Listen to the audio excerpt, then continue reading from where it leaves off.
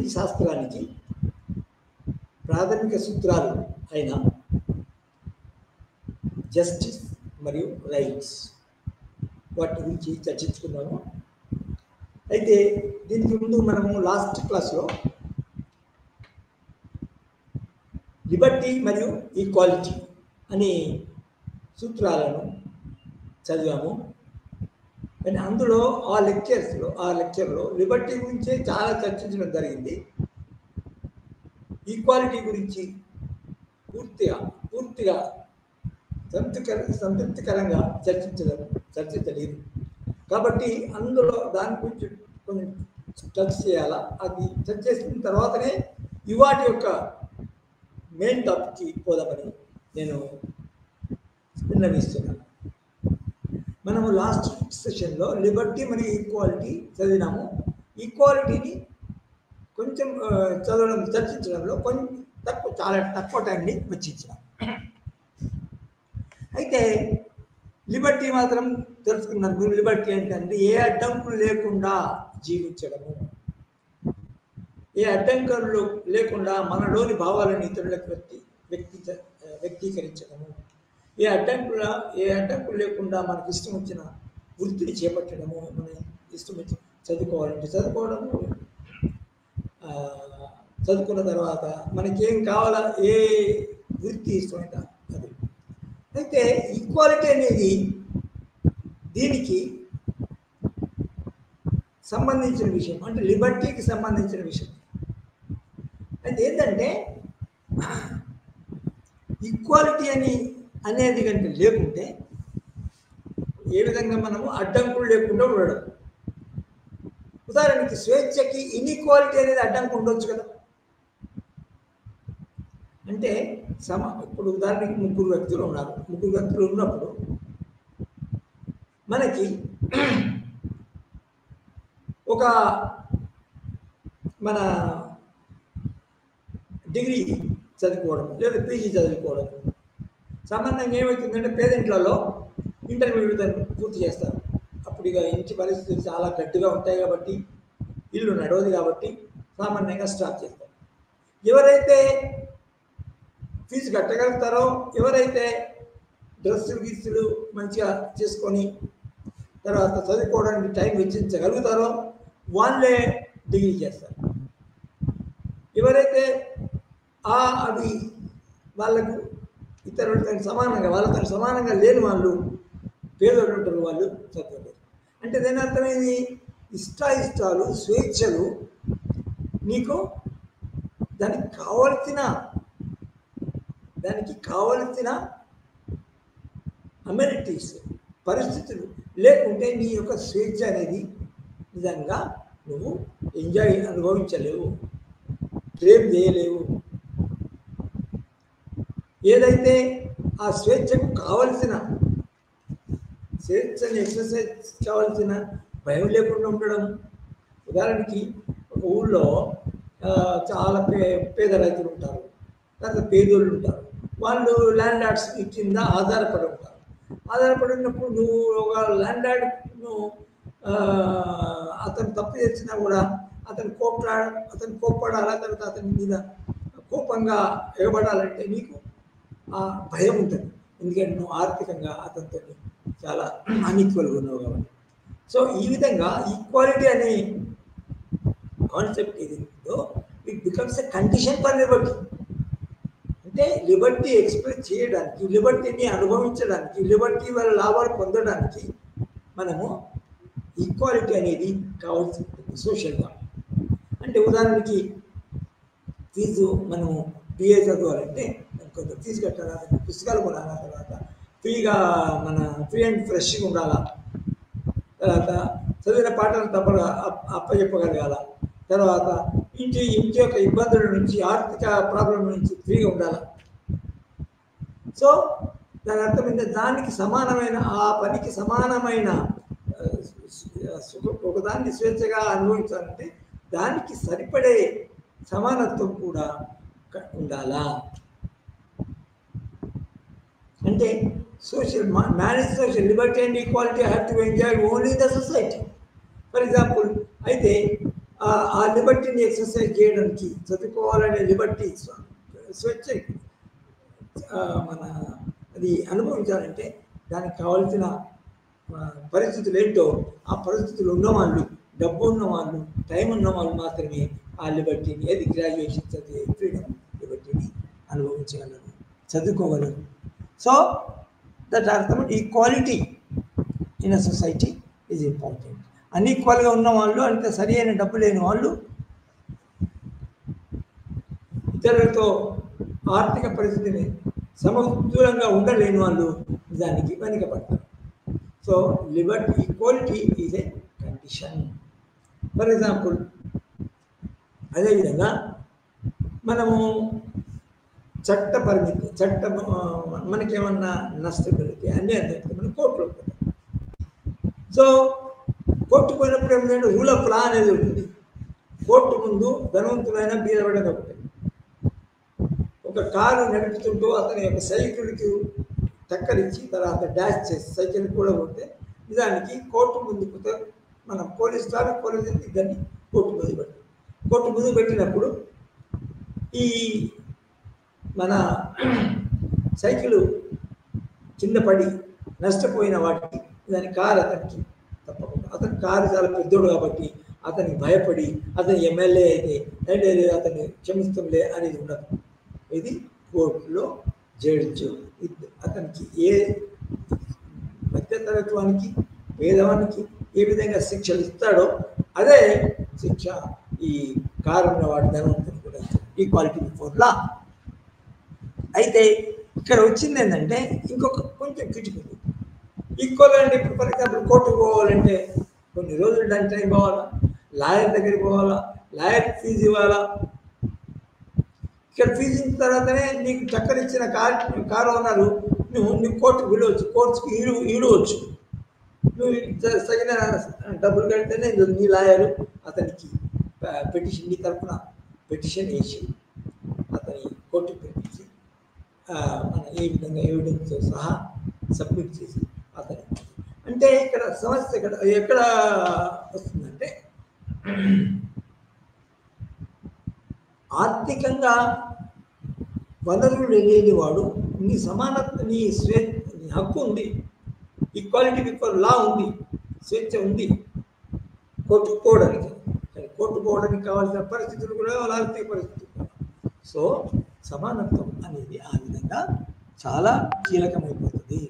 స్వేచ్ఛను, స్వాతంత్రాన్ని అదే అంటే సమానత్వం లేకపోవడము, ఆర్థికంగా సమానత్వం కావాల్సిన పరిస్థితులు లేకపోవడము, అసమానులు వెనుకబడిన వాళ్ళు వాళ్ళకి స్వేచ్ఛను అనుభవించలేరు. కాబట్టి స్వేచ్ఛ కాంప్లిమెంటరీ టు లిబర్టీ ఇది ఈక్వాలిటీ అని ఆ రోజు లా స్ట్రక్చర్లో చెప్పవలసి ఉంటే అది చెప్పలేకపోయింది. సో ఈరోజు ఏం చేస్తామంటే జస్టిస్, న్యాయం అంటే అందరికీ తెలుసు. జస్టిస్ మన సామాన్యుడు, చదువురాని వాళ్ళు, రాయరాని వాళ్ళు కూడా అన్యాయమైంది అంటే అన్యాయమైంది అంటే ఫర్ ఎగ్జాంపుల్ ఒక వ్యక్తి, ఒక ల్యాండ్ లార్డు వ్యవసాయం చేయించుకుని చట్ట ప్రకారము 8 గంటలు చేయాల్సిందే, అతను 10 గంటలు వ్యవసాయ కూలీల దగ్గర పని తీసుకొని కానీ మాత్రం ఎక్కువ పని ఎక్కువ పే చేయకుండా 8 గంటలకే చేస్తారు. అది అన్యాయం. అంటే ఆర్థిక కూలీకి అన్యాయం. ముఖ్యంగా ఇది నిర్వచించబడుతుంది వాళ్ళ చట్టాలలో. కనీస వేతనం అనేది ఒక చట్టం. ఆ చట్టంలో దాన్ని వీళ్ళని నిర్వచిస్తారు.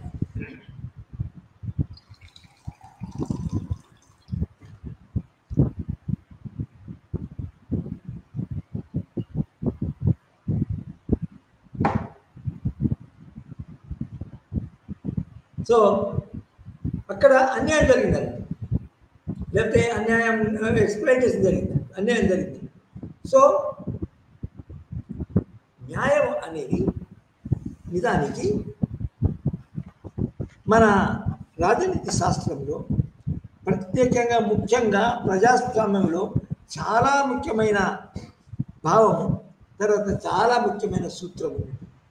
ఆ సూత్రం లేకుంటే నిజానికి న్యాయస్థానాలు ఉండవు, తర్వాత అనేక రకాల స్వేచ్ఛలు, సమానత్వాలు, ఫ్రీడమ్స్ ఉన్నా కూడా అది న్యాయము, తర్వాత న్యాయాన్ని అమలు పరిచే మన ఆర్గనైజేషన్ సంస్థలు ఉండకపోతే ఆ లిబర్టీ మరియు ఈక్వాలిటీ అనేది నిజంగా అమలు కావు, తర్వాత పౌరులచే అనుభవింపబడవు. కాబట్టి న్యాయం అనేది ఒక ముఖ్యమైన మన చిత్రంగా మనము పరిగణించవచ్చు.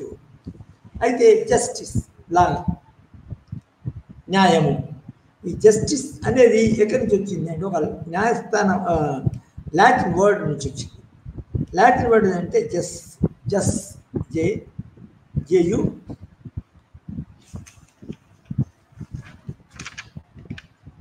జేయుఎస్ అనే లాటిన్ పదం నుంచి వచ్చింది. తర్వాత జస్టస్ జేయుఎస్టియుఎస్ అనే కూడా దీన్ని పిలుస్తారు.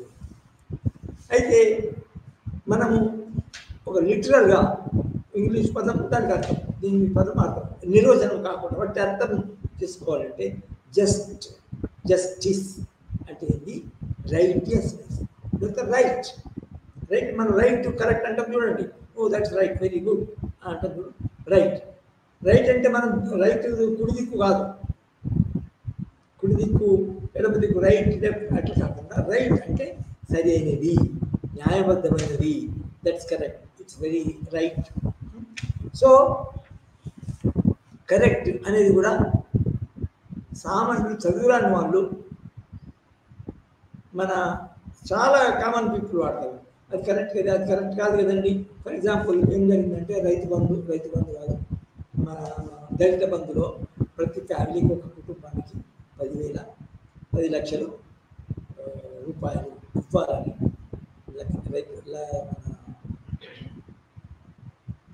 దళిత బంధు కింద తెలంగాణ ప్రభుత్వము, కేసీఆర్ గవర్నమెంట్ ఇచ్చింది. అయితే ఇచ్చినప్పుడు ఏమైందంటే అవి అంటే మన నిజానికి రూమర్స్ ఏంటంటే ఇచ్చినప్పుడు అక్కడ దానికి సంబంధించిన ఎమ్మెల్యే ఒక 2 కోట్లు తీసుకోవడం, తర్వాత 2 కోట్లు లంచం తీసుకోవడం. ఇక్కడ సమస్య ఎక్కడ వస్తుందంటే అసలే డబ్బులు లేవు, 2 కోట్లు అడ్వాన్స్ ఎక్కడ ఇవ్వగలుగుతాడు? 2 కోట్లు అడ్వాన్స్ ఇచ్చిన తర్వాతనే అతనికి రైతు బంధు వస్తుంది, దళిత బంధు వస్తుంది. అంతేకాకుండా ఏమైందంటే చాలా మన సందర్భాల్లో మన బీఆర్ఎస్ యొక్క వ్యక్తులకి, బీఆర్ఎస్ సపోర్టర్స్కి దానికి దళిత బంధువులు అంటే ఇక్కడ ఏంటి అన్యాయం జరిగిందండి. అర్హత కలవానికి ఇవ్వకుండా దళిత బంధు, అర్హత లేని వాళ్ళకి ఇవ్వడం జరిగింది. సో దట్ ఈస్ ఇన్జస్టిస్, అన్యాయం జరిగింది. సో ఇది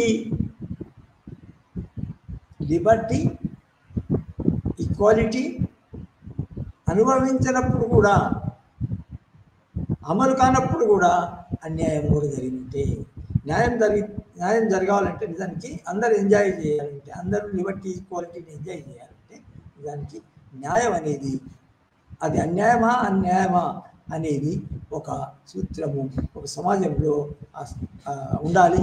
తర్వాత ఆ సూత్రాన్ని సమాజంలోని సంస్థలు ఏదైతే ఉన్నాయో, సేఫ్ గార్డ్స్ ఏదైతే ఉన్నాయో అవి కాపాడాలి. అయితే ప్లాటో అనే రాజనీతి శాస్త్రజ్ఞుడు, మీకు తెలుసు ప్లాటో అని, అతను ఏమన్నాడంటే న్యాయము అంటే న్యాయం ఏ విధంగా నిర్వర్తించాలంటే, ఫస్ట్ సొసైటీలో వివిధ వ్యక్తులు ఉంటారు, స్వభావ సిద్ధంగా వాళ్ళకు కొన్ని మన క్వాలిటీస్, గుణాలు ఉంటాయి. ఆ గుణాలు ఏంటంటే దాని ఫ్యాకల్టీ కూడా ఇంగ్లీష్లో అంటారు, హ్యూమన్ క్వాలిటీస్ గుణాలు అంటారు. సో ఆ గుణాలు ఏంటి అంటే, ఫర్ ఎగ్జాంపుల్ అతను హ్యూమన్ బీయింగ్స్లో 3 ముఖ్య గుణాలు అందరిలో ఉంటాయి. ఒకటి ఏంటి అంటే అది ఇంటలెక్చువల్ ప్రాపర్టీ, అంటే ప్రాపర్టీ అంటే ఆస్తి కాదు, గుణం, క్యారెక్టర్. అదేవిధంగా ధైర్యము, తెగింపు, సాహసము ఇవి ముహమ్మద్ భూమిలో కూడా ముఖ్యమైన గుణాలు, ఫ్యాకల్టీస్, క్యారెక్టర్స్. ఇంకొకటి ఇంకా మూడవది ముఖ్యమైన గుణం ఏంటంటే అతనికి మన అపటైట్ అని తెలుగులో అంటారు, ఇంగ్లీష్లో అంటారు అని. అపటైట్ APPITIT అపటైట్ అంటే సంపద, శ్రమ, తర్వాత రైతులు, తర్వాత బిజినెస్ మెన్, వీటన్నిటి సంపాదన అనే గుణం కలిగి సంపాదన ఆపేక్ష కలిగి ఉండడం దాని అపటైట్ అంటే కడుపు దగ్గర ఉండడం. సో దీనికి సంబంధించిన గుణాలు ప్రతి వ్యక్తిలో, ప్రతి పౌరులో ఉంటాయి. ఇది ఫస్ట్ ఏంటి? ఇంటలెక్చువల్ మేధాశక్తి, తర్వాత ఫిలాసఫీ తత్వగుణం, లేదా ఫిలాసఫర్ కింగ్ కూడా ఫిలాసఫర్ అని అంటారు. ఫిలాసఫర్ అసలు మన రాజులు ఎవరు కావాలంటే అసలు ఫిలాసఫర్ కింగ్స్ మన జ్ఞానాపేక్ష కలవాళ్ళు, జ్ఞానాన్ని సంపాదించడానికే తన యొక్క అటెన్షన్, తర్వాత శక్తిని అంతా దారపోసే వాళ్ళు ఫిలాసఫర్ కింగ్స్ అంటారు. సో మొదటి గుణం. రెండవ గుణము ధైర్యము, సాహసము, త్యాగం. ధైర్యము, సాహసము, త్యాగం. వీళ్ళు నిజానికి సైన్యంలో పనిచేయడానికి, తర్వాత దేశాన్ని రక్షించడానికి, అంతర్గతంగా కానీ బాహ్య దేశాన్ని రక్షించడానికి ముందుకు వచ్చేవాళ్ళు. వాళ్ళను నిజంగా అప్పటి క్లాస్ మన వేరియస్ సైనిక క్లాస్ వాళ్ళు సైనిక. అదేవిధంగా థర్డ్ క్లాస్ ఏంటి అంటే అప్పటిటి క్లాస్ ఏంటంటే సంపాదించడానికి మన ఉత్సుకత కలిగిన వాళ్ళు, ఆపేక్ష కలిగిన వాళ్ళు. ఈ మూడు గుణాలు ప్రకృతిలో ఉంటే అతను ఏమంటాడంటే ప్రతి వ్యక్తిలో ఈ మూడు గుణాలు ఉన్నా కూడా ఆ గుణాలలో ఏదో ఒక గుణము ఎక్కువ పాలలో ఉంటుంది అంటాడు. ఓకే, ఎక్కువ పాలలో ఉంటే ఆ ఎక్కువ పాలని బట్టి అంటే ఒకసారి మేధాశక్తి ఎక్కువ ఉంది. బట్ ఇప్పుడు ఉదాహరణకి బ్రాహ్మణ కులంలో పుడితే పుట్టుకతోనే వస్తుంది అనుకుంటామని అట్లా రాదు. దాని గుణాలు ఎక్కువ పాలలో ఉంటాయి. సో ఎక్కువ పాలలో ఉంటాయి కాబట్టి అతను ఎక్కువ పాలు మన మేధాశక్తి, తర్వాత తాత్విక శక్తి ఎక్కువ ఉన్న వాళ్ళు రాజులు కావాలంటారు, పాలకుడు కావాలంటారు. కాబట్టి అతను ఏమంటాడంటే అతని యొక్క స్వాభావికంగా ఉన్న శక్తి ఏదైతే ఉంటుందో ఆ శక్తిని బట్టి అతనికి సమాజంలో అతని పాత్రను అలాంటి చేయవలసి ఉంటుంది, అప్పచెప్పవలసి ఉంటుంది, ఆ బాధ్యత అప్పచెప్పవలసి ఉంటుంది. ఆ విధంగా బాధ్యతను అతని యొక్క స్వాభావిక గుణాన్ని బట్టి ఎందులో ఎక్కువ ఉందో ఆ గుణాన్ని బట్టి అతనికి వృత్తిని ఇవ్వడమే న్యాయము అంటాడు. దానికి జస్టిస్ టు ద ఇండివిజువల్ ఈ విధంగా ఉండాలి అంటే దాని అర్థమైంది. మేధాశక్తి లేని వాళ్ళు, ఫిలాసఫీ లేని వాళ్ళు, తర్వాత అందరూ ఫిలాసఫీ. సో ఏది ఫిలాసఫీకి సంబంధించిన గుణాలు అపక్షణ వాళ్ళు రాజులు కావాలని అంటారు. Unless philosophers become Kings there is no safety, there is no development in the society అంటారు. రెండవది ఏంది? రెండవ గుణం కలిగిన వాళ్ళు మన ధైర్యము, మన సాహసము, తర్వాత త్యాగాన్ని ప్రాణత్యాగం చేసి కొట్లాడేవాళ్ళు సైనికులుగా చేస్తారు. కాబట్టి ఆ గుణం ఎక్కువ ఉన్న వాళ్ళకి ఇది సైనికులలో చేర్చడమో లేకపోతే మన త్యాగాలు చేయడానికి సిద్ధంగా ఉండాలని ఆ యొక్క రంగంలోకి చేర్చడమో జరుగుతుంది. వేరే వాళ్ళకి ఇవ్వకూడదని అంటే సైన్యంలో చేరే వృత్తి ఏదైతే ఉందో ఆ వృత్తిని మన ఫిలాసఫర్ మేధాశక్తిని వాళ్ళకి ఇవ్వకూడదు. అది ఈ మన శారీరకంగా బలము, ధైర్యం, మానసికంగా బలము ఉన్న వాళ్ళకి ఆ యొక్క మన వృత్తిని, సైనిక వృత్తిని మన అలాట్ చేయాలా, అరేంజ్ చేయాలా అన్నట్టు.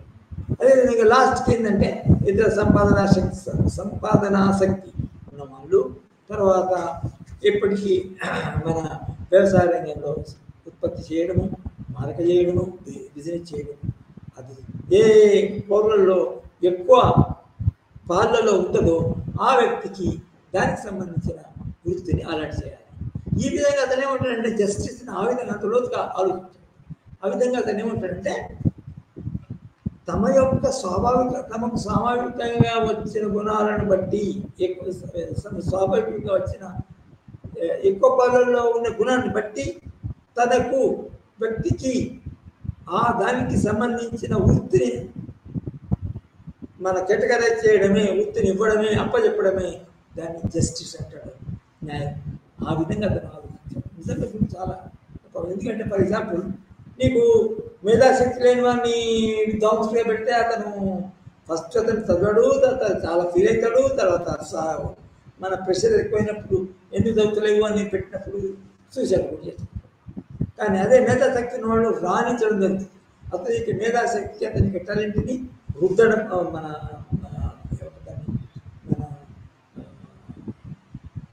మెరుపు పెట్టడం జరుగుతుంది. ఇక పోతుంటే అతను ఆ మేధాశక్తిని తన పాలకులు కొంత సొసైటీలు కూడా అతను మెప్పు పొంది అతను పూజింపబడ్డాడు. సో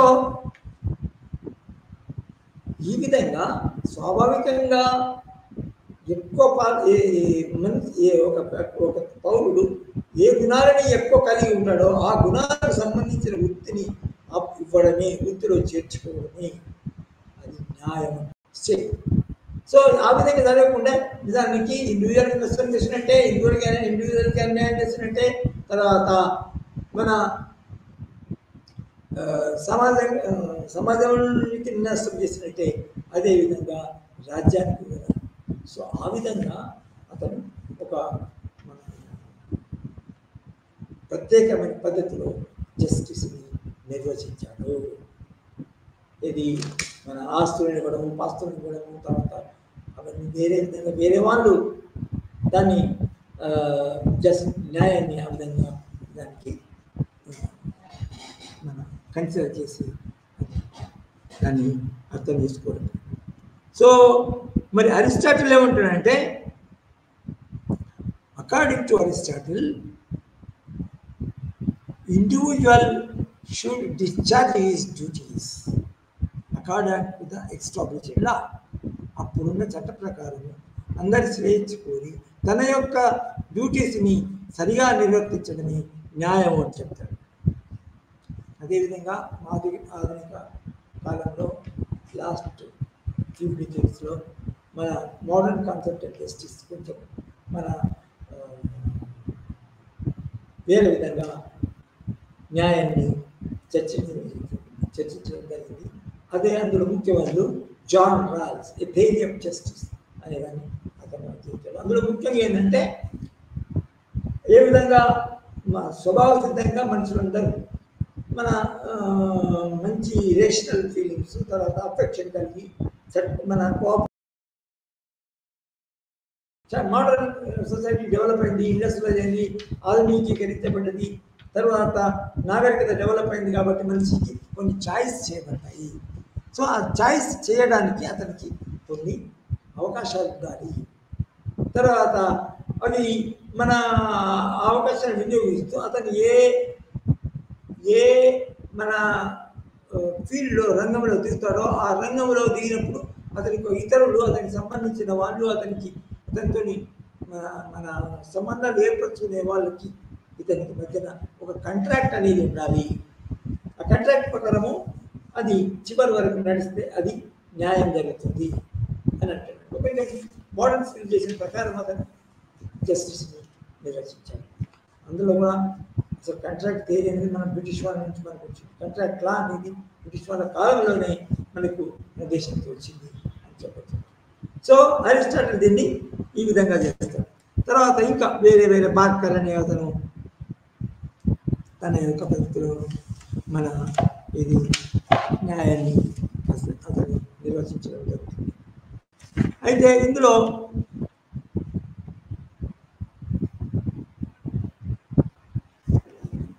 ఈ మోడర్న్ అంటే ప్లేటో కాకుండా, అరిస్టాటిల్ కాకుండా, మిడివల్ పీరియడ్ కాకుండా, మన మధ్యయుగాల్లో కాకుండా మోడర్న్ అంటే ఏంటి అంటే 14th 15th సెంచరీ తర్వాత వచ్చేది మోడర్న్. అది వెస్టర్న్ కంట్రీస్లో. మన దేశానికి ఇంకొంచెం మోడర్న్ థింకింగ్ అనేది కొంచెం లేట్ వచ్చింది, అది వేరు. కానీ ఆధునికంగా యూరోపియన్ కంట్రీస్లో మాత్రం అది అర్లీ అని మనకంటే అర్లీ వచ్చింది. సో ఆఫ్టర్ ద మన యూరోప్లో సంస్కరణాత్మక విప్లవం వచ్చినప్పుడు మన పాతకాలంలో మనుషులు మాస్టర్స్గా మరి స్లేవ్స్గా జీవించిన కాలము అయిపోయిన తర్వాత మనుషులంతా ఒకే ఆలోచన విధానానికి కట్టుబడి ప్రయత్నిస్తారు. ఫర్ ఎగ్జాంపుల్, మన సామాన్యంగా రాజకీయాలు కానీ, ఆర్థిక విషయాలు కానీ, ఇంకా ఏ రాజకీయ మన సోషల్ విషయాలు కానీ ముఖ్యంగా మతానికి, మత సూత్రాలకి కట్టుబడి ఉండేది, మత సూత్రాలకి అనుగుణంగా ఉండేది. తర్వాత ప్రజల యొక్క ఆలోచనకి అనుగుణంగా ఆలోచన కలిగింది. కానీ అందులో సంస్కరణలు వచ్చి ఫస్ట్ సోషల్గా మనిషి మధ్యన మన మాస్టర్ స్లేవ్ రిలేషన్షిప్ పోయి స్లేవరీని అడాప్ట్ చేయబడ్డ తర్వాత మరియు సమాజంలో అనేక కారణాలతో రేషనాలిటీ, తర్వాత రీజనబుల్ కెపాసిటీస్ పెరిగిన తర్వాత, ఎన్లైటన్మెంట్ వచ్చిన తర్వాత మతాన్ని దుర్వినియోగపరిచి ప్రజలను అమాయకత్వంలో ఉంచడమే అనే కాలం పోయిన తర్వాత నిజానికి మోడర్న్ థియరీ ఆఫ్ జస్టిస్ అనేది నిజానికి మన ఎమర్జ్ అయింది, పుట్టింది అని చెప్పచ్చు. అయితే దీన్ని జస్టిస్ అనేదాన్ని మన వివిధ రాజనీతి శాస్త్రం, మన ఫీల్డ్ ఏదైతే ఉందో, మన రంగం ఏదైతే ఉందో రాజకీయ రంగం, ఈ రాజకీయ రంగానికి సంబంధించిన వాళ్ళు రాజనీతి శాస్త్రజ్ఞులు. నిజానికి అనేక విధాలుగా రాజకీయాలను కామెంట్ చేస్తారు, రాజకీయాలను అర్థం చేసుకుంటారు, రాజకీయాన్ని బోధిస్తారు. అది రాజనీతి శాస్త్రజ్ఞులు వాళ్ళ రచన ద్వారా కానీ, వాళ్ళ యొక్క బోధనల ద్వారా కానీ నిజానికి ఇందులో ముఖ్యంగా మోడర్న్ రాజనీతి శాస్త్రజ్ఞులు ఎవరైతే ఉన్నారో, ముఖ్యులు ఎవరైతే ఉన్నారో, హాబ్స్, లాక్, రూసో అనే చాలా ముఖ్యమైన రాజనీతి శాస్త్రజ్ఞులు, రాజనీతి తాత్వికులు ఎవరైతే ఉన్నారో నిజానికి మన కొత్త రాజనీతి సిద్ధాంతాన్ని ప్రతిపాదించారు. వాళ్ళ ప్రకారం ఏంటంటే ఇదివరకు వలె కానీ ఏమాత్రం పరిమితులు లేకుండా విధేయతగా ఉండకూడదు అని. నిజానికి there is nothing like divine rights, దైవాంశ సంభూతం అనేది ఉండదు అని కాదండి. నిజానికి కొట్టేశారు, ధిక్కరించాలని ప్రజలకు బోధించాం. హాబ్స్ మనవాడు ఏంటంటే అబ్సల్యూట్ పవర్ అనేది మన రాజుకు ఉండాలి, కానీ అది మన ప్రజల యొక్క సేఫ్టీ కొరకే, ప్రజల జీవితాన్ని కాపాడడానికే ఉపయోగపడుతుంది. కాబట్టి అది అతను ఏమన్నాడంటే మన రాజ్యాధికారము దానికి ఒకరు కానీ ఒక వ్యక్తుల సమూహానికి కానీ ఉండాలని అతను చెప్పాడు. అంటే దాని అర్థం అధికారాన్ని, రాజరికాన్ని అతను ఒక ఆధునిక పద్ధతిలో నిర్వచించడం జరిగింది. ఆ విధంగానే ప్రజలు రాజు యొక్క అధికారాన్ని ఒప్పుకున్నప్పుడు, రాజ్యానికి విధేయతగా ఉండాలని ఒప్పుకున్నప్పుడు రాజ్యం ఏర్పడుతుందని వాళ్ళు సామాజిక ఊడంబడిక సిద్ధాంతాన్ని రాజ్య పుట్టుక సిద్ధాంతాన్ని అతను ప్రతిపాదించాడు. దానికి అతనికి కొంచెం ప్రజలంటే మన పౌరులు, మన నేచర్,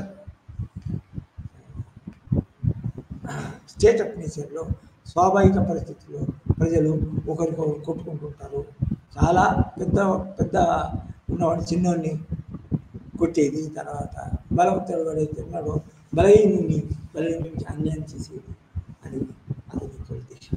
కానీ అల్టిమేట్గా అతను దైవవంశ సిద్ధాంతాన్ని ఒప్పుకోలేదు. అంటే లేదు, ప్రతి మనిషి స్వాభావికంగానే అతనికి కొన్ని హక్కులు ఉంటాయి. లిబర్టీ, ఈక్వాలిటీ అండ్ ప్రాపర్టీ అనేటి స్వాభావిక హక్కులు ఉంటాయి. స్టేట్ ఆఫ్ నేచర్, ప్రాకృతిక వ్యవస్థ అనేది ఏదైతే ఉంటుందో సమాజంలో పుట్టుకతోనే మనిషి ఒక మంచి పరిస్థితిలో ఉన్నాడు. అయితే ఏంటంటే చిన్న చిన్న పరిమితులు, కొన్ని అక్కడక్కడ స్వార్థపు బుద్ధులు ఉంటాయి మనుషులకి. అయితే ఏంటంటే దానికి ఈ స్వాభావికంగా వచ్చిన హక్కులు ఏదైతే ఉంటాయో మనిషికి, ఆ స్వాభావికమైన హక్కులను రక్షించ మన లైఫ్, లిబర్టీ, ప్రాపర్టీ అనే 3 హక్కులను అతను అనుభవించే విధంగా చూడడానికి ఒక రాజ్యాధికారం ఉండాలి. మరి దాన్ని పూర్తిగా లిమిట్స్ పెట్టాలి. సో ఆ విధంగా లిమిట్స్ పెట్టడమే రాజ్యం ఏదైతే ఉంటుందో ఆ లిమిట్స్లో కొంచెం పని చేయాలా. దాని యొక్క ముఖ్యమైన బాధ్యత ఏంటంటే ప్రజల యొక్క హక్కులను రక్షించడం. ఇదే న్యాయవంతం, ఇదే న్యాయబద్ధమైనది అని. అదేవిధంగా జాన్ రూసో కూడా ఒక విధంగా జస్టిస్ని నిర్వచించాడు. ఏంటంటే జనరల్ విల్ ఏదైతే ప్రజలందరి యొక్క విల్లును రిప్రజెంటేట్ చేసేది ఏదైతే ఉంటుందో, ఏదైనా ఉండట్లేదు, అవి భావన కానీ తర్వాత ఒక ఆర్గనైజేషన్ కానీ ఉంటుందో అది దానికి అది కరెక్ట్, తర్వాత జస్ట్ అన్నట్టు. సో ఈ విధంగా వివిధ శాస్త్రజ్ఞులు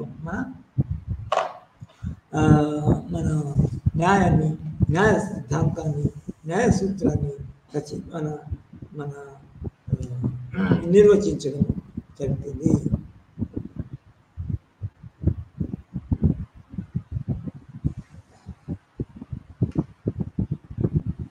అయితే ఇందా ముఖ్యంగా ఏంటంటే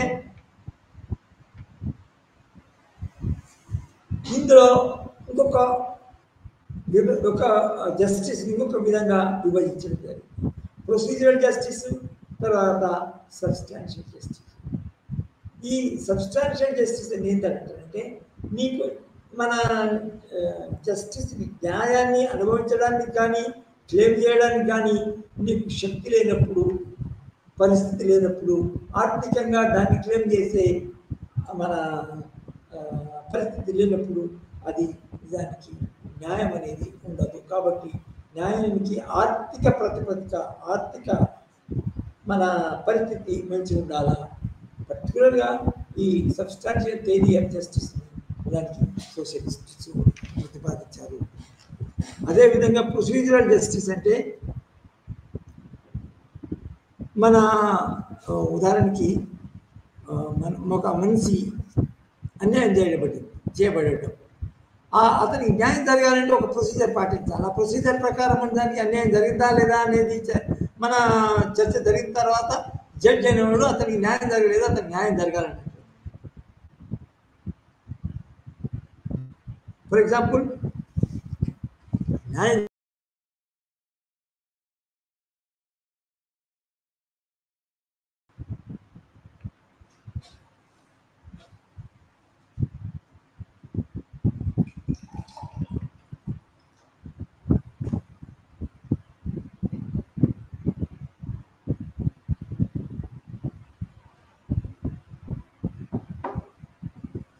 ఒక సమాజంలో అందరూ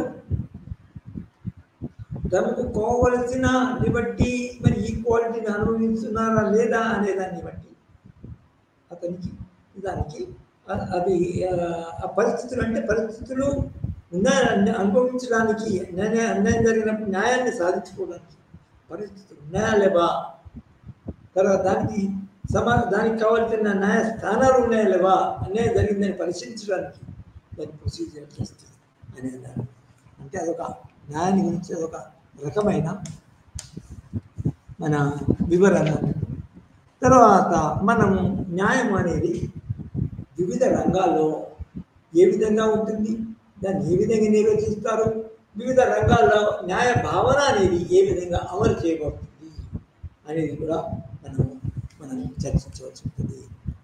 అందులో ముఖ్యంగా లీగల్ జస్టిస్ అంటే మన చట్టబద్ధమైన న్యాయము, లీగల్ జస్టిస్ చట్టపరమైన న్యాయము, మరియు రాజకీయ న్యాయము, రాజనీతిలో ఉండే న్యాయము, రాజకీయ రంగంలో ఉండే న్యాయము, అదేవిధంగా రూల్ ఆఫ్ లా రిగార్డింగ్ మన రూల్సే ఈ rule of law and equality before law అంటే చట్టానికి అందరూ సమాన, చట్టం ముందర అందరూ సమానులే అండ్ ఈక్వాలిటీ బిఫోర్ లా అనేది. తర్వాత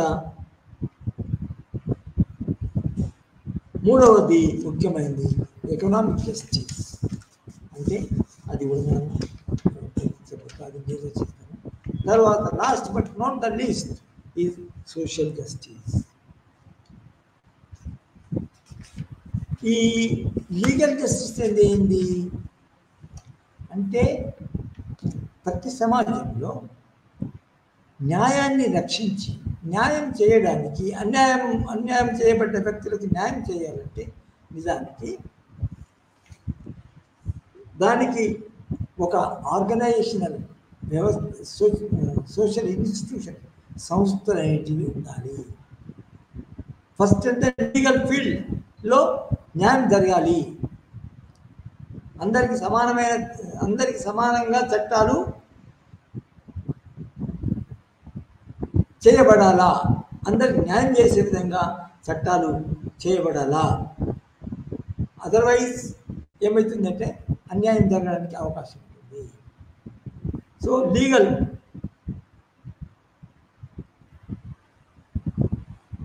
ఈ లీగల్ జస్టిస్ సామాన్యంగా ఏమవుతుంది అంటే ఎప్పుడు వ్యక్తులచే అమలు చేయబడుతుంది, తర్వాత అనుభవించబడుతుంది అంటే ఎప్పుడైతే ఒక లా, ఒక న్యాయ సూత్రాలు, ఒక పాటించవలసిన న్యాయ సూత్రాలు ఒక రచనా రూపంలో, దాన్ని మనం కాన్స్టిట్యూషన్ అంటాం, అంటే రాజ్యాంగం, సంవిధానం కనుక రాయబడితే అదేమైందంటే దాని ప్రకారంగా నడుస్తుందా, సమాజం నడుస్తుందా లేదా అనేది మనకు ఏర్పడుతుంది. సో సమాజంగా లీగల్ జస్టిస్ ఉన్నదా లేదా అంటే రాజ్యాంగంలో అవి అన్ని సమాజానికి సమస్య విషయాలన్నీ రాజ్యాంగ లక్ష్యాలు, మన ప్రజల యొక్క లక్ష్యాలు మన దాంట్లో చూపబడ్డవా, రాయబడ్డవా లేదా అని మనం చూస్తే అది రాజ్యాంగం ఉన్నప్పుడు అది లీగల్ జస్టిస్ ఉన్నట్టు. పొలిటికల్ జస్టిస్ అనేది ఇంకా రెండవ ముఖ్యమైన మన న్యాయం అనొచ్చు. పొలిటికల్ జస్టిస్ అంటే ఫర్ ఎగ్జాంపుల్ మన ప్రజాస్వామ్యంలో అందరూ సమానులే, అందరికీ రాజకీయ హక్కులు ఉంటాయి. ముఖ్యంగా ప్రజాస్వామ్యం అంటే తెలుసు బై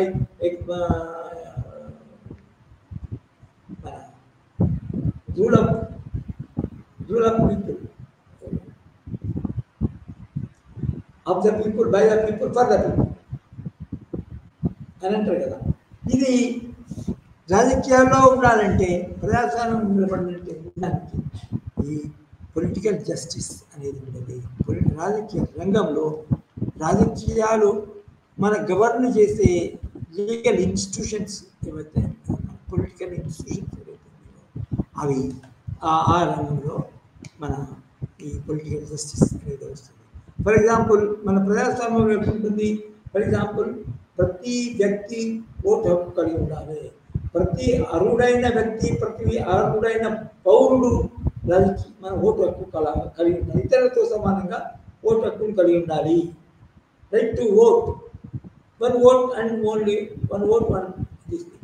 కానీ ఓటు అర్హత ఉండాలంటే రాజ్యాంగం ప్రకారం, ఆ సమాజంలోని రాజ్యాంగం ప్రకారం అతను అర్హుడై ఉండాలా, 18 సంవత్సరాలు మన నిండి ఉండాలా, సిటిజన్ అయి ఉండాలా అనేది ఒక కండిషన్. అదర్వైజ్ ఈ ఓటర్ హక్కు. తర్వాత రాజకీయాల్లో పాల్గొనడానికి హక్కు ఉండాలా. తర్వాత రాజకీయాల్లో ఏ రకానికి సంబంధించిన రాజకీయ పదవినైనా పోటీ చేయడానికి పట్టాడు, భాగస్వామ్యం ఇవ్వడానికి, పోటీ చేయడానికి, పదవిని చేపట్టడానికి, అలంకరించడానికి హక్కులు కలిగి ఉండడానికి పొలిటికల్ జస్టిస్ అని అంటారు. అదేవిధంగా ప్రతి మన రాజకీయ రంగంలో రాజకీయాలు పార్టిసిపేట్ చేయడానికి, రాజకీయాల్లో పదవులను చేపట్టడానికి both poor and rich must be equal. They should have equal right to participate and contest.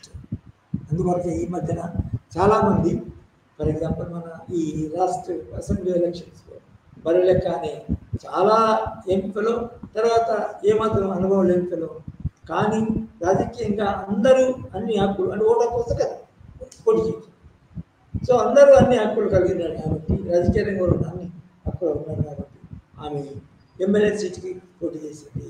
తర్వాత చాలామంది ఆమెను సపోర్ట్ చేశారు కూడా, అది వేరు. అది ఓడిపోవడం అనేది అది వేరు విషయం. సో రాజకీయ హక్కులు, తర్వాత రాజకీయ రంగంలో మన రాజనీతి సంబంధించిన చట్టాల్లో అందరూ సమానంగా పరిగణించబడడం దాన్ని పొలిటికల్ జస్టిస్ అని అంటారు. రూల్ ఆఫ్ లా రిగార్డింగ్, తర్వాత ఫ్రీడమ్ ఆఫ్ ద ప్రెస్, అంటే రాజకీయ రంగంలో ప్రత్యేకంగా ఒక పరిపాలనకు అధికారంలోనికి ఓట్ల ద్వారా, ఎన్నికల ద్వారా, తర్వాత దేని ద్వారానైనా కూడా అధికారం చేపట్టినప్పుడు అందులో అధికార పక్షం ఉంటారు, తర్వాత ఈ సామాన్యంగా శాసనసభలలో మన ప్రతిపక్షం. ఈ ప్రతిపక్షం సామాన్యంగా ఆ సభ్యులలో కొంచెం అణిచివేయబడుతుంది. దాన్ని ఆ విధంగా అణిచివేస్తారని దానికి అందరికి ప్రజలు కలపడము, మన రూలింగ్ పార్టీని ఆ విధంగా చేస్తే రూలింగ్ పార్టీని ప్రభుత్వాన్ని చేపట్టిన వ్యక్తుల సమస్యలను ప్రయోగించడానికి చూపించడానికి, వాళ్ళని క్రిటిసైజ్ చేయడానికి, వాళ్ళ యొక్క తప్పులను హైలైట్ చేయడానికి ఫ్రీడమ్ ఆఫ్ ప్రెస్ అనేది ఉండాలి. అప్పుడే దాన్ని కూడా దానికి పొలిటికల్, అప్పుడే రాజకీయ న్యాయం జరిగినట్టు మనం భావించవచ్చు. ఫ్రీడమ్ ఆఫ్ ప్రెస్ అంటే పత్రికా స్వాతంత్రం. అదేవిధంగా గ్రంథాల్లో కూడా రాయడానికి ఫ్రీడమ్ ఆఫ్ ప్రెస్ అనేప్పుడు అన్ని రకాల గ్రంథాలు దానికి ఇది ఫ్రీడమ్ ఆఫ్ ప్రెస్ కింద వస్తాయి. అదేవిధంగా ఎకనామిక్ జస్టిస్, అదే మన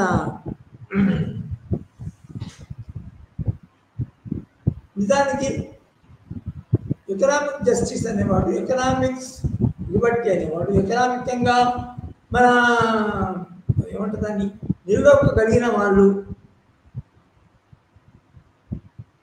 నిజానికి ఈ పొలిటికల్ జస్టిస్, లీగల్ జస్టిస్, తర్వాత పొలిటికల్ జస్టిస్ నిజానికి అనుభవించడానికి అవకాశం. ఎందుకంటే ఫస్ట్ జస్టిస్ అంటే ఏంటి అని తెలుసుకోవాలి. మనం నిజానికి ఆ న్యాయాన్ని మనం పొందగలగమా, మనకి అన్యాయం జరిగింది కదా, న్యాయాన్ని పొందగలగమా లేదా అని ఆలోచించడానికి దానికి ఆర్థికంగా మన ఆర్థిక సమర్థత కలిగి ఉంటారు, ఆర్థికంగా సమర్థత కలిగి ఉంటారు. అప్పుడే మనము ఇతర ఈ మన లీగల్ జస్టిస్, పొలిటికల్ జస్టిస్ అనుభవిస్తాం. అదేవిధంగా అనేక ఉత్పత్తి రంగాల్లో ఆర్థిక న్యాయం జరగాలంటే నిజానికి ఉత్పత్తిలో సమానంగా పాల్పంచుకుంటున్నప్పుడు కూలీలు, వ్యవసాయ కూలీలు, తర్వాత శ్రామిక రంగంలో ఉన్న కూలీలు, తర్వాత ఇతర సర్వీస్ సెక్టర్లో ఉన్న కూలీలు పనులు గురి చేస్తున్నప్పుడు సమాన వేతనము కలిగి పొందగలగాల, అప్పుడే అది ఎకనామిక్. ఫర్ ఎగ్జాంపుల్ ఈక్వల్, సమానంగా ఫస్ట్ అరువులో అంటే దాని అర్థం ఏంటి? ఇక్కడ ఎకనామిక్ జస్టిస్ ఏంటంటే ఒక వృత్తిని చేపట్టడము, ఆ చేపట్టే ప్రాసెస్కి చేపట్టగలిగినప్పుడు కూడా న్యాయం జరగాలి.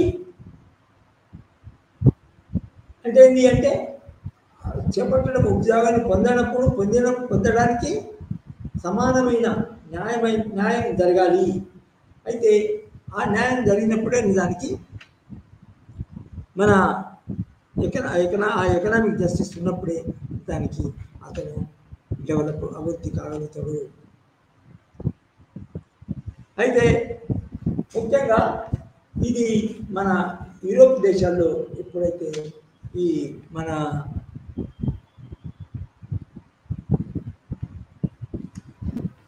అనేక విప్లవాలు వచ్చినాయో, తర్వాత సైన్స్ అండ్ టెక్నాలజీ డెవలప్ అయిందో, అప్పుడు నిజానికి మంచి ఇండస్ట్రియల్ డెవలప్మెంట్ కూడా జరిగింది. దాన్ని ఇండస్ట్రియల్ రెవల్యూషన్.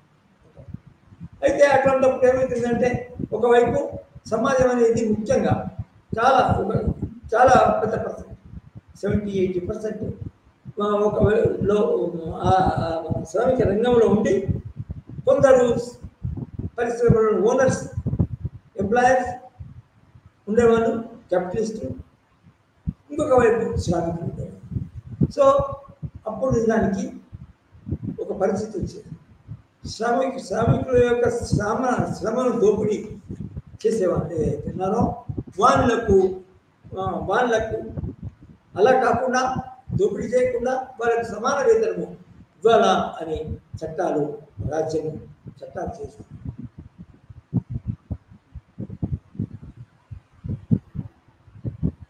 విచిత్రం ఏంటంటే, మన సర్ప్రైజ్ ఏంటంటే, బ్రిటిష్ కాలంలోని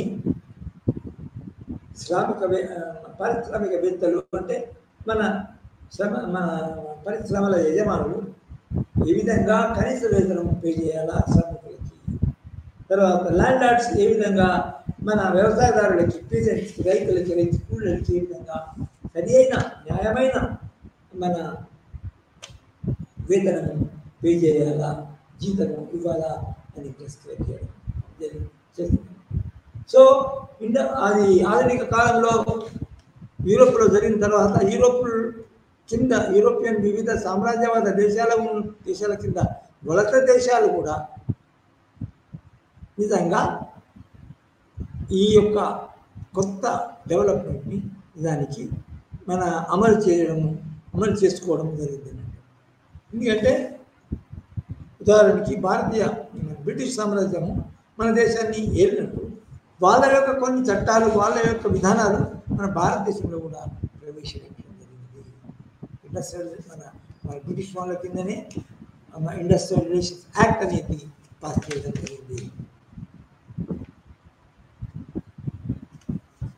అదేవిధంగా పేమెంట్లో జెండర్ ఈక్వాలిటీ బిఫోర్ లా అంటే స్త్రీలు పురుషులు సమానంగా మన అపాయింట్ చేసినప్పుడు, నియామకం జరిగినప్పుడు సమానమైన మన అవకాశాలు కలిగి ఉండాలి. అదేవిధంగా జీతం మన అపాయింట్ చేయబడిన తర్వాత కూడా సమానమైన వేతనము ఇవ్వబడాలి. అది economic justice. So legal justice, political justice and economic justice. Economic justice A విధంగా ఉంటుందో అనేది మీరు, ఏ విధంగా అది చాలా ప్రాముఖ్యమైందో అనేది మీరు గమనించాలని నేను అనుకుంటాను. ఎందుకంటే ఎకనామిక్ జస్టిస్ లేనప్పుడు దానికి ఈ పొలిటికల్ జస్టిస్, లీగల్ జస్టిస్ మన అనుభవించడం, మన అమల్లోకి రావడం చాలా కష్టమైనది. తర్వాత వచ్చేది సోషల్ జస్టిస్, సామాజిక న్యాయము. అంటే ఏంటి కొంచెం అర్థం చేసుకోవడం కష్టం. అంటే పాలిటిక్స్ అంటే ఏంటి, అందరు సమానంగా ఉండాలి, అందరూ ఓటు వేయగలగాలి, అందరూ ఓటులో అందరు కొంచెం ఈజీ అనేది దాన్ని అర్థం చేసుకోవాలి. సోషల్ జస్టిస్ అనేది కొంచెం కష్టతరమైన అది. సోషల్ జస్టిస్ అంటే ఏంటంటే సమాజంలో ఏ రకమైన అన్యాయాన్ని ఎదుర్కొన్నా సమాజంలో ఒక బ్యాలెన్స్, సమతూకం లేకుండా ఉండడం, తర్వాత సమాజంలో ఒక స్థిరత్వం, సమాజంలో కల్లోల సంక్షోభం లేకుండా ఉండడం, ఆ విధంగా ఉండాలంటే నిజానికి కొన్ని మన సామాజిక పరిస్థితులు, సామాజిక న్యాయ పరిస్థితులు, సామాజికమైన న్యాయ సామాజిక న్యాయ సూత్రాలు ఉండవలసి ఉంటుంది. ఒక లేనప్పుడు ఆ సామాజిక న్యాయాన్ని సాధించడం జరుగుతుంది. అంటే ఉదాహరణకి సమాజంలో లోతు ఎక్కువ తక్కువ అంటే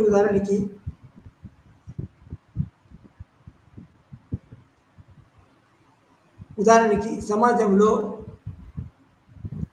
సామాజికంగా కొందరు ఎక్కువ స్థాయిలో ఉండడం, కొందరు తక్కువ స్థాయిలో, కొందరు సామాజికంగా తక్కువ చూడబడము, కొందరు సమాజంలో ఎక్కువ చూపు చూడబడము. కారణాలు ఏవైనా కావచ్చు. కానీ అక్కడ సోషల్ జస్టిస్ అంటే సమాజంలో అందరూ సమానంగా లేరు. అయితే నిజానికి మన అంబేద్కర్ అటువంటి వాళ్ళు మన దేశాన్ని బాగా స్టడీ చేయడం జరిగింది. తర్వాత అందులో ఉన్న సామాజిక సమస్యలను మన నిర్మూలించడానికి అనేక ప్రయత్నాలు, అనేక పోరాటాలు కూడా చేయడం. ముఖ్యంగా సామాజిక న్యాయము ఏ విధంగా మన దేశంలో ప్రీ ఇండిపెండెన్స్ కానీ బ్రిటిష్ వాళ్ళ కాలం నాటి కూడా ఏ విధంగా సామాజిక న్యాయం కొరవడింది అంటే, మొదటి మన సమాజము సామాజికంగా విభజింపబడింది. కొందరు ఎక్కువగా, కొందరు తక్కువగా, కొందరు మధ్యస్థులుగా, కొందరు పూర్తి అంటరాని వారిగా విభజింపబడింది. దాన్ని తర్వాత ఒక్కొక్క భాగాన్ని ఒక కులంగా నిజంగా నిర్వచించడం జరిగింది. దాన్నే మనం కుల వ్యవస్థ. కుల వ్యవస్థలో మన సామాజిక న్యాయం అనేది ఉండదు. పుట్టుకతోనే కొన్ని తక్కువ కులాల్లో పుడతారు, కొందరు ఎక్కువ కులంలో పుడతారు. సో సామాన్యంగా పుట్టుకతోనే కొందరు మన సామాజికంగా తక్కువ స్థాయిలో ఉంటారు, సామాజిక న్యాయం కలిగి ఉండాలి, సామాజికంగా మన సమానత్వం అనుభవించరు వాళ్ళు పుట్టుకతో. అదేవిధంగా నిజానికి కొందరు అంటరాని వారిగా, అంటే సమాజం నుంచి పూర్తిగా దూరంగా వెలివేయబడ్డట్టు, సమాజానికి దూరంగా అందులో వాళ్ళందరూ అంటచ్చులుగా కూడా పరిగణించబడ్డారు. సో ఈ యొక్క పరిస్థితి, సామాజిక పరిస్థితి మన సామాజిక న్యాయ సూత్రాల ద్వారా, సామాజిక న్యాయ వ్యవస్థ ద్వారా పోగొట్టడమే నిజానికి సోషల్ జస్టిస్ అనే సూత్రం యొక్క ముఖ్యమైన లక్ష్యము. అయితే ఈ లక్ష్యాన్ని చేయడానికి నిజానికి మన రాజ్యాంగంలో ప్రత్యేకంగా the people of India have sovereignty, resolved to constitute India into a sovereign, socialist, secular, and democratic republic, and to secure to all its citizens justice, equality, and liberty అనే చిత్రాలను మన పౌరులు అనుభవించే విధంగా అది మన రాజ్యాంగ పీఠికలో రాయబడింది. సో ఆ విధంగా మన సోషల్ జస్టిస్ని మనము సోషల్ ఇంజస్టిస్ని నిర్మూలించడానికి, సామాజిక న్యాయాన్ని, సోషల్ జస్టిస్ని మన ఏర్పాటు చేయడానికి, స్థాపించడానికి మన రాజ్యాంగంలో అనేక దిక్కుల్లో, అనేక చాప్టర్స్లో, అనేక భాగాల్లో మనం అనేక ఆర్టికల్స్, ప్రొవిజన్స్ చేర్చడం జరిగింది. అందులో మన దేశంలో ముఖ్యమైన వాడు, ప్రథముడైన వాడు దానికి అంబేద్కర్. అతనికంటే ముందు పూలే అనే రాజనీతి శాస్త్రజ్ఞుడు కూడా. సో ఈ విధంగా సామాజిక న్యాయము అంటే అనేది అని గిరి అని ఈ విధంగా ఉంటుందని అని మనం చెప్పుకోవచ్చు, మరియు నిర్వచించవచ్చు. అయితే మనకి ఈరోజు ఇంకొక ముఖ్యమైన కాన్సెప్ట్ మనం కవర్ చేయవలసి ఉంటుంది. అదే రైట్స్, హక్కులు, అధికారాలు. ప్రతి సమాజంలో నిజానికి మన రాజరిక వ్యవస్థల్లో కూడా పౌరులు కొందరు హక్కులు కలిగి ఉన్నవారు ఉండేది. రాజు యొక్క ధర్మం ఏంటి? రాజు మన ప్రజల యొక్క జీవితాలను కాపాడడము, ప్రజల యొక్క ఆర్థిక సాంఘిక సంక్షేమాన్ని కోరడము, పరిరక్షించడము. అది అయితే అటువంటి పరిరక్షణకి మొదటి నుంచి రైట్స్, హక్కులు మనిషి కలిగి ఉంటాడనేది ఈ మన రాజకీయ అధికారం అనేది మనం చెప్పుకోవచ్చు. రైట్ అందులో ముఖ్యంగా ఏముంటుందంటే రాజనీతి శాస్త్రం ఏం చెప్తుందంటే పౌరుడు రాజ్యం కంటే ముందు ఈ రాజకీయ మన హక్కులను అధికారాలను కలిగి ఉన్నాడు అని చెప్తుంది. అంటే దానికి అంటే కమ్యూనిస్ట్ సొసైటీ, స్టేట్ రాకముందు కమ్యూనల్ ప్రాపర్టీ, ఆదివాస సంబంధమైన సమాజం, ట్రైబల్ సొసైటీస్. అయితే హిస్టరీ మన చరిత్రలో రాజ్యం కంటే ముందే పౌరులు, వ్యక్తులు, మనుషులు మన అధికారాలు, మన రైట్స్ను కలిగి ఉన్నారు అన్నట్టు. అయితే ఇందులో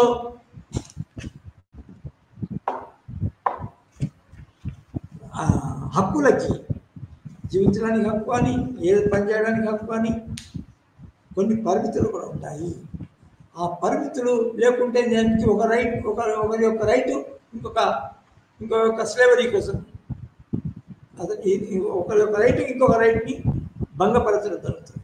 అట్లా భంగపరచకుండా ఉండాలంటే ప్రభుత్వం, రాజ్యం కొన్ని మన చట్టాలని చేయడం జరుగుతుంది. ఆ చట్టాల ప్రకారంగానే ఆ చట్టానికి లోబడే మనిషి నిజానికి అధికారాలను అనుభవించవచ్చు. అదేవిధంగా ఇదివరకు మనము జస్టిస్లో మనం అనేక రకాలుగా, అనేక టైప్స్గా మనము ఏ విధంగా విభజించామో ఈ రైట్స్ కూడా మనం కొన్ని రంగాలకు సంబంధించి మనం నిర్వచించవచ్చు. అదే natural rights, legal rights, civil rights and political rights. ఇక తెలుసు, దానికి పెద్ద కష్టమేం కాదు ఇవన్నీ నిర్వచించడానికి. నేచురల్ రైట్స్ అంటే స్వాభావికంగా సమాజంలో సమాజంలో మనిషి యొక్క పుట్టుకతోనే ఉండే హక్కులను స్వాభావిక హక్కులు అంటారు. అదేవిధంగా సివిల్ రైట్స్ అంటే సమాజంలో ఇతరులకు సమానంగా ప్రవర్తించడానికి, ఇతరులచే మనం స్వభావంగా ట్రీట్ చేయబడడానికి, మన యొక్క వ్యక్తిత్వాన్ని, మన యొక్క హక్కులను భంగం కలగకుండా ఇతరులు మన చేత సంబంధాలు కలిగి ఉండి తర్వాత పౌర హక్కులు కలిగి ఉండడము, ఇతర పౌరుల వల్లే సమానంగా హక్కులను కలిగి ఉండడం సివిల్ రైట్స్. అదేవిధంగా పొలిటికల్ మరియు ఎకనామిక్ రైట్స్. పొలిటికల్ రైట్స్ అంటే దానికి రాజకీయ రంగంలో మన ఓటు కలిగి ఉండడం, మన ఇతరులతో సమానంగా మన రాజకీయాల్లో ఏ పదవినైనా చెప్పచ్చు, ఏ విధంగా పార్టిసిపేట్ చేయడానికి, పార్టీని స్థాపించుకోవడానికి, ప్రెషర్ గురించి, రాజకీయ ప్రెషర్ గురించి స్థాపించుకోవడానికి దానికి హక్కులు కలిగి ఉండడం ఏంటంటే అది సివిల్ రైట్స్ అంటారు, అదే పొలిటికల్ రైట్స్ అంటారు. అదేవిధంగా ఈ హక్కులను సాధించుకోవడానికి చాలా ముఖ్యమైనది ఇంకొక ముఖ్యమైన హక్కు. ఈ హక్కులను సాధించుకోవడానికి మన న్యాయస్థానాల్లో, రాజ్యాంగంలో మన హక్కులను సాధించుకునే సాధనాలు ఏంటివి అని కనుక చూస్తే ఆ సాధనాలు కూడా, ఆ యొక్క ప్రొసీజర్స్ కూడా రాజ్యాంగంలో ఏర్పరిచి ఉండడము కాన్స్టిట్యూషన్ రెమెడీస్, రాజ్యాంగ పరిహార హక్కులు ఈ కూడా రాజ్యాంగంలో వ్రాయబడతాయి.